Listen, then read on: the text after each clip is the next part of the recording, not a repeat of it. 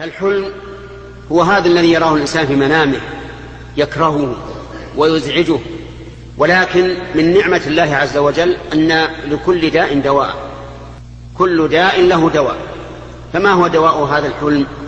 دواء أولا أن يبصق الإنسان على يساره 3 مرات ويستعيذ بالله من شر الشيطان 3 مرات ومن شر ما رأى، يقول أعوذ بالله من شر الشيطان ومن شر ما رأيت 3 مرات، ويتحول إلى الجنب الثاني، إذا كان على جنبه الأيسر يتحول إلى الأيمن، وإذا كان على الأيمن يتحول إلى الأيسر.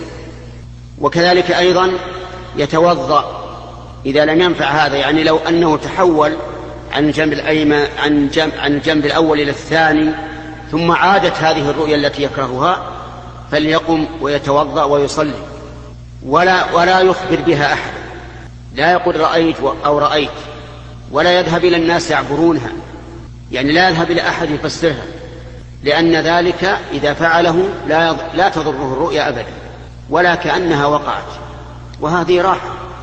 بعض الناس إذا رأى شيئا يكرهه قال من يفسر لها الرؤيا، وقام يزهم على الناس فسروا لها الرؤيا أو واحد فسرها لي. نقول لا تفعل. كان الصحابة رضي الله عنهم يرون الرؤيا حتى يمرضوا منها، فلما حدثهم النبي صلى الله عليه وعلى آله وسلم بهذا الحديث استراحوا.